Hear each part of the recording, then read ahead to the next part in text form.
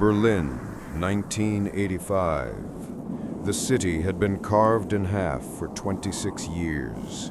The wall ran through neighborhoods, through families, through the very soul of the place. I was assigned to the intelligence service, not officially, of course. My cover was cultural attaché at a diplomatic residence. What I actually did was facilitate meetings between asset handlers and their sources. I ran a safe house. One specific safe house on Gross Hamburger Strasse in Mitte, the district that straddled line between sectors. Gross Hamburger Strasse had history. The street itself was a palimpsest of darkness.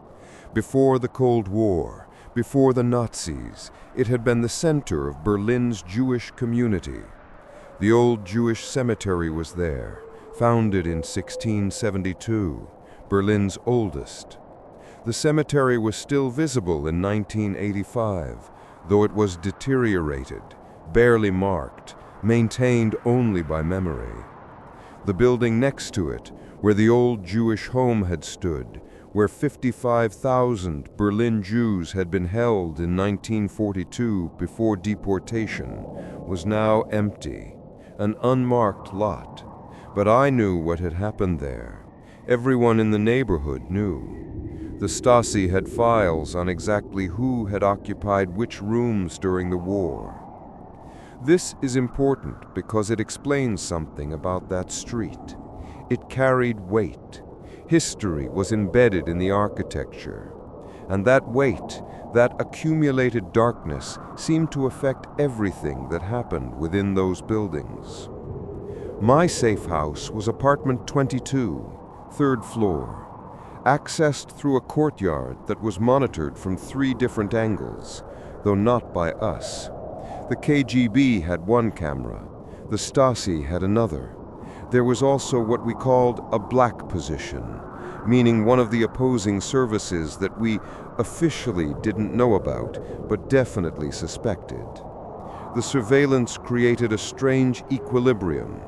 Everyone watched everyone. But because everyone was watching, there were elaborate rules of engagement that had evolved over decades. You didn't intercept directly. You observed, you documented, you maintained plausible deniability. The Berlin Operations Base, BOB, was the CIA's primary installation in West Berlin. Located on Clayali after the mid-1950s, it was the headquarters for American intelligence operations across the entire Eastern Bloc. BOB had been established back in 1945, right after the war. It had grown to be the most active CIA station in Europe.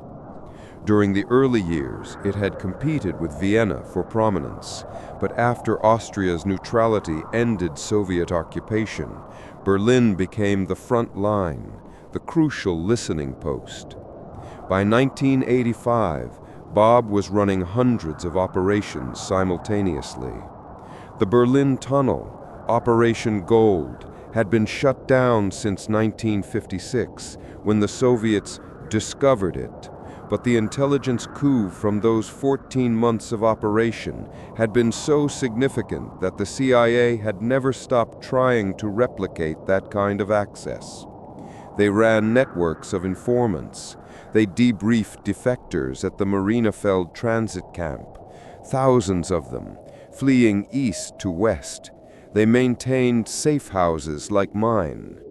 I was recruited because I spoke German fluently. I had been born in Berlin. My family had evacuated during the war and returned in 1945. I understood the city, the psychology of it, the way it worked as an intelligence battleground.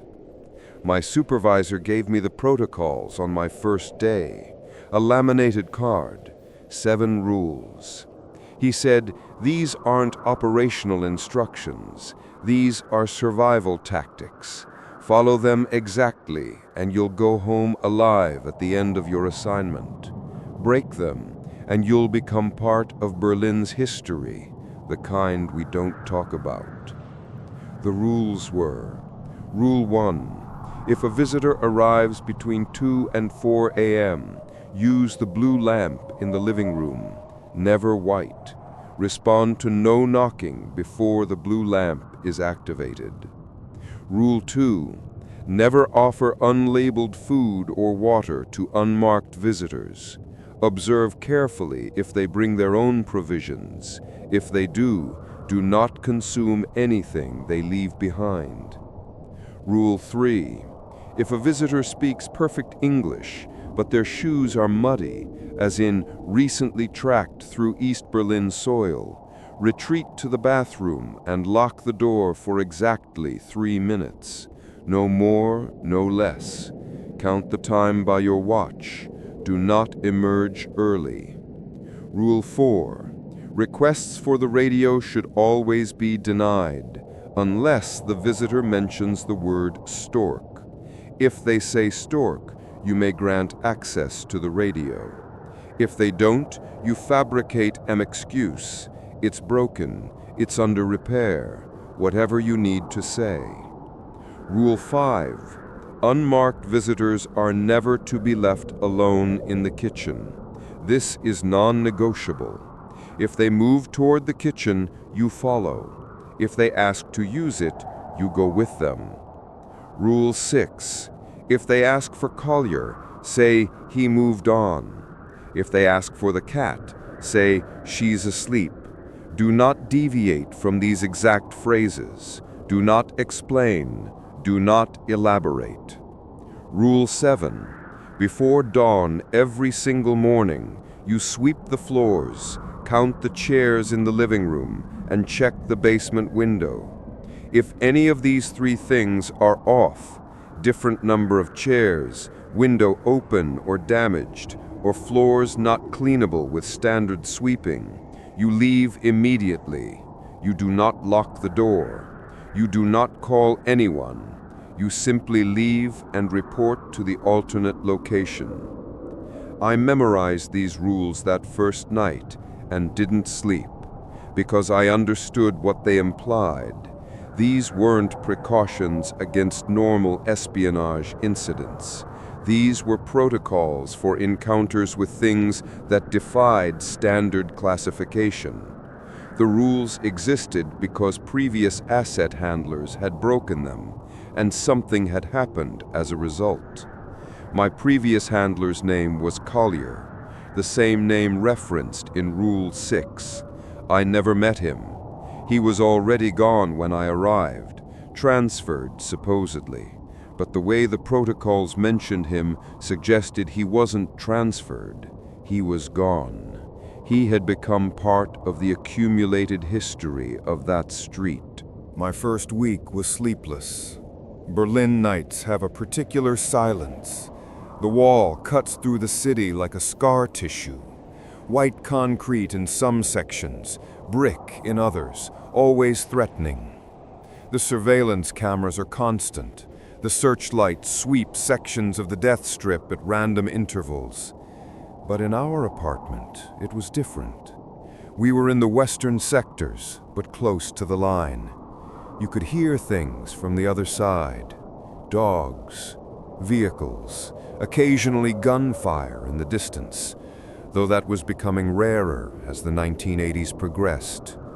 The Cold War had developed its own rhythm by then. Less shooting, more watching. It was 2:34 a.m. when the buzzer sounded. Too late for agency personnel, too early for the day shift. I'd been awake, per protocol, monitoring the radio on a frequency that would alert me to visitors. The radio had squawked once. Our signal. Through the peephole, I saw just a shadow. A man in a heavy coat, tall. I recognized him from briefing materials, though we'd never actually met. His code name was Heinrich. He was a Stasi defector in the process of being extracted. Defection pipeline. These were the most volatile meetings because the asset was still being hunted. The Stasi didn't simply let people go. They pursued them. and they had the resources to pursue across sector lines. They had sleeper agents throughout West Berlin. I set the blue lamp before opening the door. Rule 1. The lamp was old, maybe from the 1950s. It had a specific quality, a blue-tinted bulb in a ceramic base. I'd been briefed that the color itself was the signal. It meant safe passage. It meant the apartment was in protocol mode. Looking back now, I wonder if that was true, or if it was something else. If the blue lamp was actually a warning to whatever monitored that street that the apartment was under some kind of protection that superseded normal rules. Heinrich entered without greeting. No handshake, no small talk.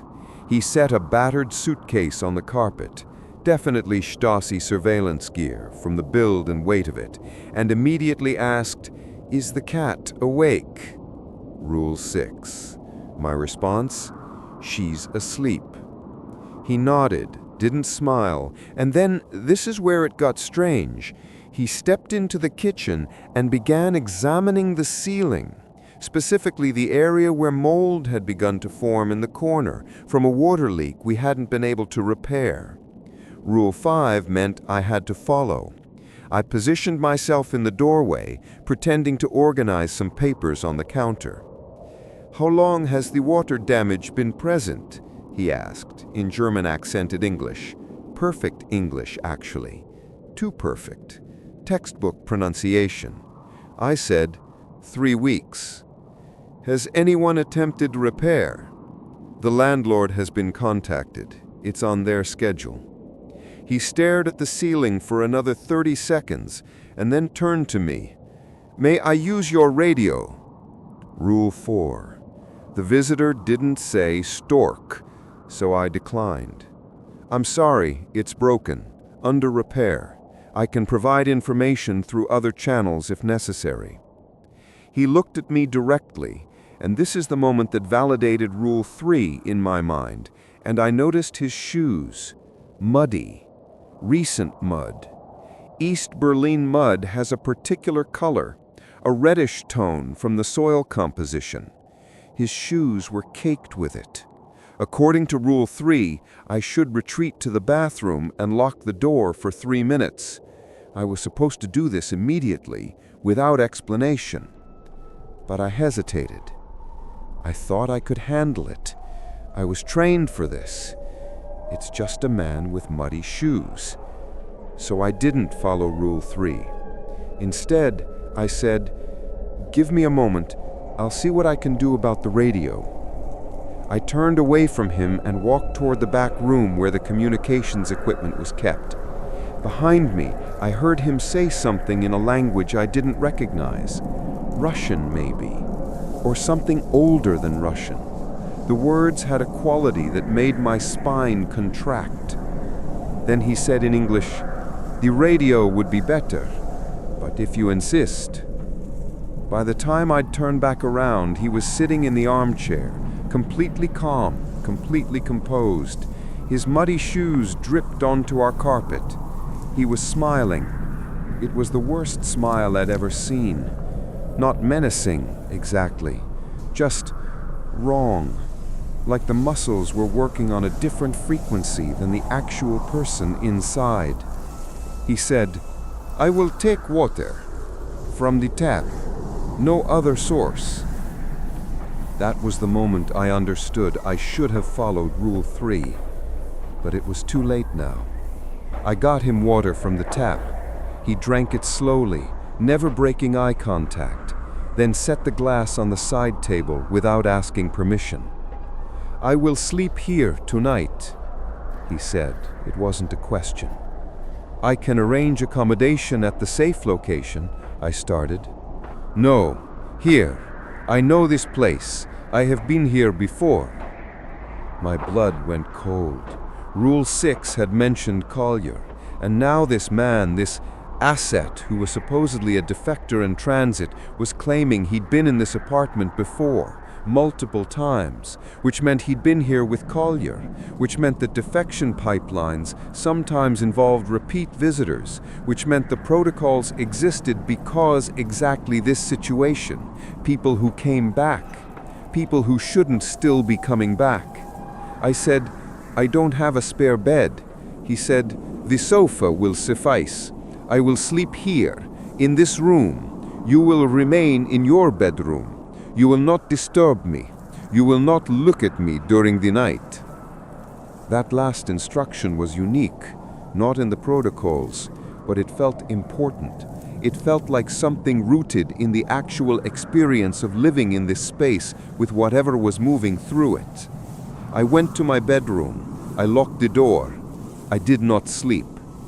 Around 4:30 a.m., I heard him leave.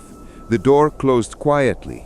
No sound of goodbye, no acknowledgement, just gone. I did not follow Rule 7 that morning. I did not sweep the floors, or count the chairs, or check the basement window. I just sat on my bed and waited for daylight and wondered what I'd almost invited by not following Rule 3. When I finally reported in to my handler, I mentioned that the visitor had requested radio access. I did not mention his shoes. I did not mention his strange words in that unfamiliar language. I did not mention he seemed to recognize the apartment. My handler's response was interesting. He asked, "Did you give it to him?" I said, "No." He did not mention the code word. There was a long pause, and then he said, "Good. If he comes back and mentions the code word, you let him have it. Understand? Immediately. No questions." I said, "What's the code word supposed to mean?" My handler said, "Excess from above our pay grade." And then he hung up. 3 nights later, a different visitor. A woman. She arrived at 2:52 a.m., just inside the window. The blue lamp was activated. She was soaked in rain. It had been pouring all evening, and her shoes were muddy. Not East Berlin wood. This was different. Coarser. Possibly Soviet territory.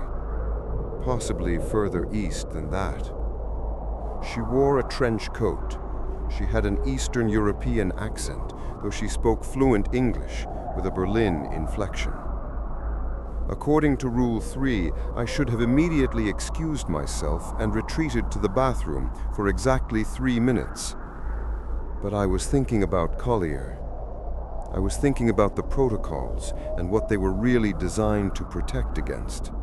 I was thinking about the nature of these encounters and what the rules actually meant. So I broke Rule 3 again. I didn't retreat. Instead, I said, "Please, wipe your feet on the mat." She looked at me for a moment that stretched far too long. Then she smiled, the same wrong smile that Heinrich had worn. "Of course. Very thoughtful." She wiped her feet, but the mud remained. It had already embedded itself into the fabric of the mat, and into the apartment in some way I couldn't quite articulate. She said her name was Katarina. She was, according to the briefing materials, a KGB communications specialist. She was being turned. The CIA had leverage. We always had leverage. Ideological splits, family in the West, resentment toward the system. Whatever it was, she was walking toward our side. But there was something off about her. The way she moved, the way her eyes scanned the apartment like she was cataloging it, memorizing it, or recognizing it. "May I use your radio?" she asked. No code word, so I declined. "A pity," she said. She looked at me directly. "The last handler here, Collier, he was more flexible." There it was again. The name. The implication. "Mr. Collier has been reassigned," I said, following Rule 6. "Yes, reassigned. That's one word for it. She moved toward the kitchen, and I followed immediately, per Rule 5. She didn't try to be subtle about examining things. She looked at the mold in the ceiling corner. She looked at the cabinets. She looked at the arrangement of glasses in the sink. "Have you cleaned the basement?" she asked. "I maintain the apartment according to protocol," I said carefully. "You haven't been downstairs." It wasn't a question. And now I was truly afraid, because she was right. Rule 7 mentioned checking the basement window, but I'd never actually gone downstairs. There was a sealed door in the back of the kitchen that supposedly led to a basement, but I had no key. It was always locked. I'd never questioned it. "I was told not to," I said. "Of course you were, because if you went downstairs, you would see what happened to Collier." I don't know what I would have done in that moment, whether I would have struck her, or run, or tried to call my handler, but she raised her hand slightly. "Not literally," she said. "Collier didn't go downstairs either.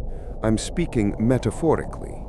When you understand what's really happening here, you'll understand what happened to Collier, and you'll understand why the rules exist, and you'll understand why breaking the rules is very, very dangerous."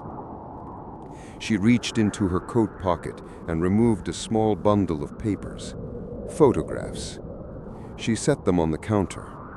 They were photographs of the safe house, taken from inside, different angles. Some from positions I'd never seen, from outside the windows, from impossible angles. In several of them, Collier was visible. In all of them, Collier was moving strangely. His body was contorted. His face was unclear, but his posture suggested he was reaching for something, or being pulled. "The rules exist because of attempts to communicate with whatever lives here," Katarina said. "The basement is sealed because it found their way through. The protocols are designed to prevent activation of the communication channels. The radio is specifically excluded from use because the right frequency, the one you would find if you allowed an asset to search for it, opens a direct line to what beneath the building." I should have been skeptical. This was obviously a Stasi operation. She was obviously attempting to destabilize me. She was attempting to make me doubt the agency. But the photographs, God, the photographs. "What do you want?" I asked. "I want you to follow the rules, perfectly, without deviation. Because if you don't, if you break them even once, the thing that already knows the protocols will recognize that you're vulnerable. And it will escalate. It will stop being subtle. It will stop merely inhabiting the basement and the spaces between the walls. It will come upstairs." "Why are you telling me this?" I said. "Because I've been sent here to assess whether you're capable of maintenance. If you're not, the safe house will be abandoned. And if the safe house is abandoned, the thing beneath it will stop being contained, and it will spread through the neighborhood. There are 73 other residents in this building. There are hundreds more in surrounding buildings. The containment is the priority, not the intelligence operation. The intelligence operation is just camouflage, justification for why this building needs to be monitored constantly, why it needs a resident handler, why the rules need to be followed." She left shortly after that, but not before reminding me, "The radio. If I or anyone like me comes back and says, 'Stort,' you let us access it. That's not a communication channel to the outside. That is a communication channel downward. And yes, sometimes we need to be in direct contact with what's beneath the building. Sometimes we need to reinforce the agreements that keep it contained." After she left, I finally followed Rule 7. I swept the floors. I counted chairs. There were 6 instead of 5. The basement window was open from the inside. I had no idea how that was possible. I'd never checked it before, but I was certain it had been sealed. I left immediately, per protocol. I reported the discrepancies to my handler. His response was the same as before, but with an additional layer. Good. You followed the protocol after the deviation. That shows recovery capacity. Katarina's assessment was positive. You'll continue the assignment. What is Katarina really? I asked. Best not to think about that. Just maintain the apartment. Follow the rules. In 2 years you'll be reassigned. You'll go home. You'll have drinks with friends and tell them edited versions of your Berlin posting. You'll live a normal life, and you'll never quite believe that any of this was real. Over the following months, the pattern became clear. Visitors arrived through carefully scheduled intervals. They came from both sides: CIA assets, Stasi doubles, occasionally KGB operatives who officially didn't exist. Some came in the daytime hours as diplomatic visitors. Others came between 2 and 4 a.m. through the Blue Lamp protocol. In November 1985, Putin was in Berlin. I didn't know this at the time. I only learned it years later from declassified materials. But I remember the week. The atmospheric pressure of Berlin seemed to increase. There was an urgency in the operations. Meetings were moved up. Protocols were modified. It felt like something was going to break.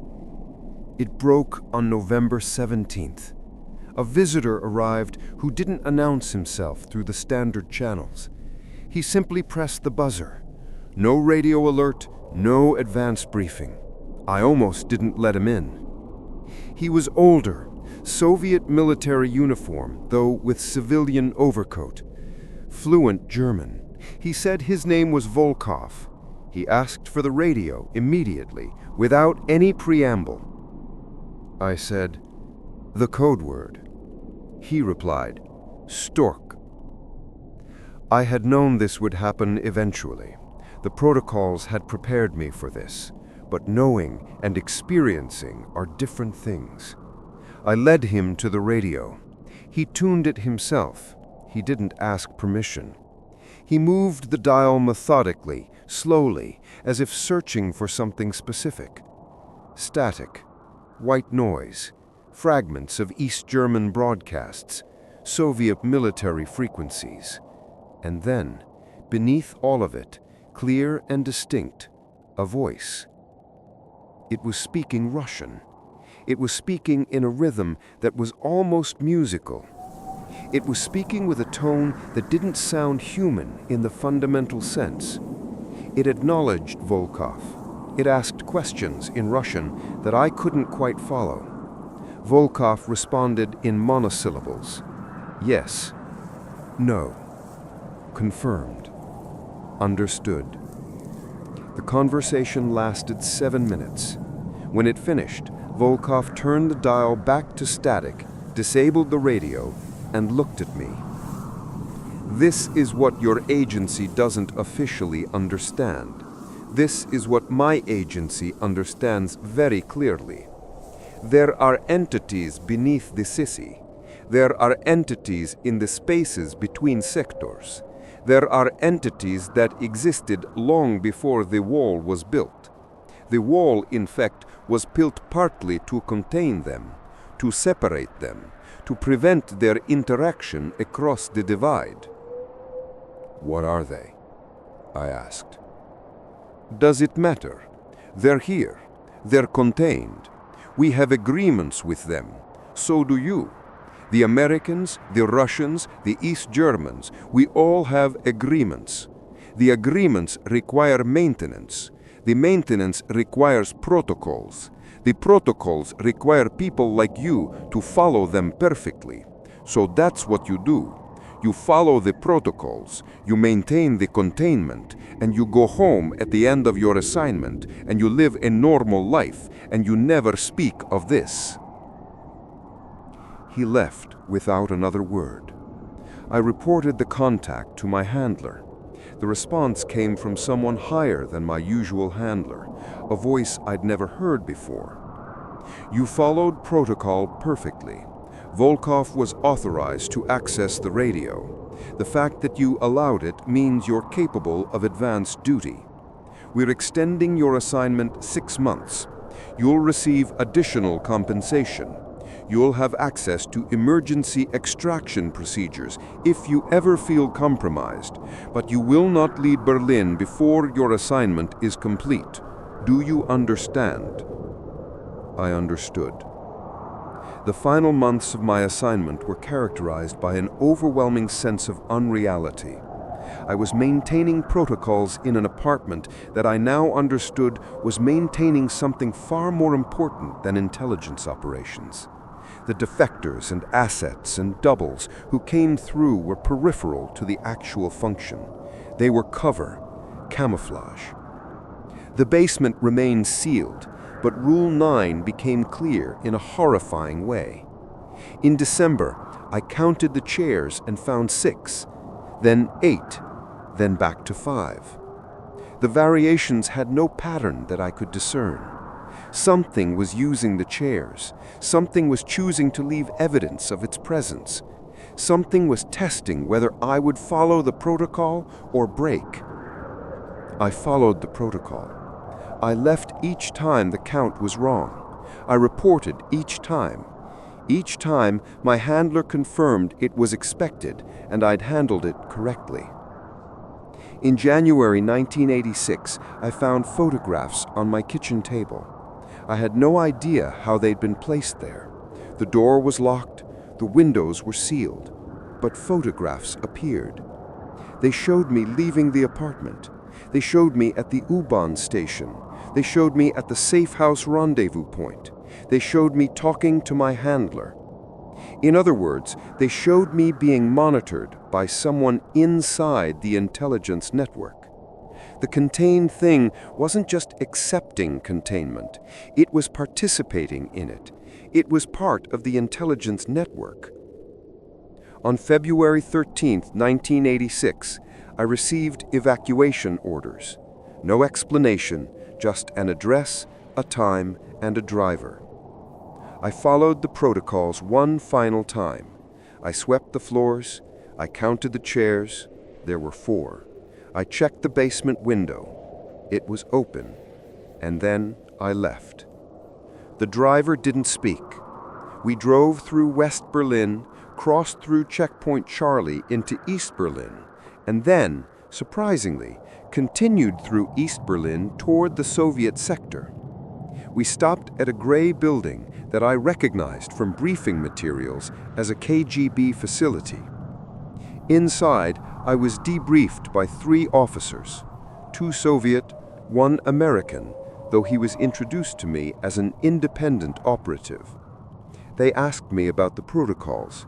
They asked me about the visitors. They asked me about the radio communications. You did exceptional work. Your perfect adherence to protocol saved lives, multiple lives. You contained something that could have become very dangerous if it had found a handler who was less rigorous. What is it? I asked again. One asked for the radio immediately, unprompted. He didn't mention Stork. I declined. He nodded and left, but I could see disappointment in his eyes, like I'd failed some test. Another tried to force her way into the kitchen. I physically blocked her. Rule 5 was absolute. She backed down, but she was angry. She left a photograph on the table. It was of my family, my sister in Cologne, my parents, dead now for 5 years, but shown in a recent photograph, like she was reminding me that the agency's reach wasn't the only reach that mattered. The frequencies I monitored on the radio changed sometimes. Not on my instruction. They just changed. Stations that shouldn't exist in the broadcast spectrum appeared and disappeared. One frequency had only static, but underneath the static you could hear voices if you listened closely. Not German, not Russian, not English. The voices had a quality that made you not want to listen too closely. In September, I was provided with new protocols, additional rules. They were written in a different hand, typed on older paper. They looked like they'd been in circulation for decades. Protocol 8. If you hear knocking on the basement door from inside the apartment, do not answer. Do not acknowledge the sound. Continue your normal activities. The knocking will eventually stop. If it doesn't stop after 4 hours, evacuate immediately and report to emergency protocols. Protocol 9. Between 11 p.m. and dawn, count the chairs every 2 hours. If the count exceeds the previous count by more than 1, you have been visited by something that should not be. Leave immediately. Do not investigate. Do not look for what the extra chair is occupied by. Protocol 10. If a visitor mentions a name that you recognize from current news reports, someone who is supposed to be dead or imprisoned or otherwise unavailable, terminate the meeting immediately and report directly to the director's office. These protocols were different. They weren't cautionary. They were confessional. They were acknowledgments that the apartment was dealing with something beyond standard espionage. I found out later that there were multiple safe houses like mine, scattered throughout the divided city, each one following similar protocols, each one containing something. Each one staffed by handlers who'd been selected because they could maintain the pretense that their job was intelligence work, when in reality it was containment. The Stasi had its own network of containment sites. The KGB had theirs. The CIA had ours. The Cold War, I realized, wasn't just about ideology or nuclear weapons or territorial dominance. It was about resource allocation, and some of the resources that needed to be allocated, that needed to be contained and monitored and kept away from civilian populations, required international cooperation that no official treaty could acknowledge. Something that's been there since before Berlin was Berlin, one of the Soviet officers said. Something that was called many things in different languages across different centuries. Something that understood it could not survive in the modern world without cooperation. So it made a deal with us, with you, with all the intelligence services. What kind of deal? Containment with dignity. It remains beneath the city. It remains monitored. And in exchange, it provides advantages, strategic insights, precognitive information. The thing under Berlin knows things that intelligence services spend billions trying to learn. So the deal is simple. We keep it contained. It gives us what we need, and the rest of the world remains ignorant that such a deal was ever made. I was released that evening. I was provided with a new identity, new papers, and instructions to relocate to Munich. I was told never to return to Berlin. I was told that if I ever spoke about the safe house, or the protocols, or the radio communications, I would be eliminated, and that my death would be arranged by an international cooperation that would make it look like an accident. I understood. I accepted it. But I'm old now. The Cold War is over. Berlin is reunified. The wall is gone. The safe houses are either demolished or converted into museums or coffee shops. The people who knew about the containment protocols have mostly died. My handler passed away in 1998. I found his obituary by chance. And I'm telling this story because the truth matters. Because history deserves to know that the Cold War wasn't just about missiles and dead drops and defectors. It was about maintaining agreements with things that existed in the spaces between nations. It was about protocols that protected something that should never be allowed to break free. The protocols worked. For 30 years, they worked perfectly. I was one link in a chain that stretched from Washington to Moscow to Berlin and down into the earth beneath a street that had already seen so much history that it couldn't be surprised by anything. I don't know if the protocols are still in place. I don't know if the containment still holds.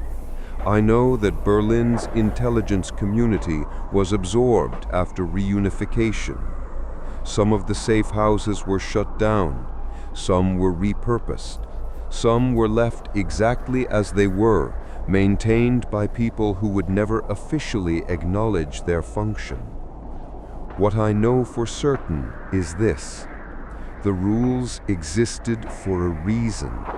The protocols were designed by people who understood what lived beneath the city. And the strange visitors, Katarina, Volkov, and all the others, were part of a system far older and stranger than any official government organization. They followed the protocols because following them kept something dangerous contained, and they expected me to follow them too. I did, and I survived. And now, with nothing left to lose, I've told the story.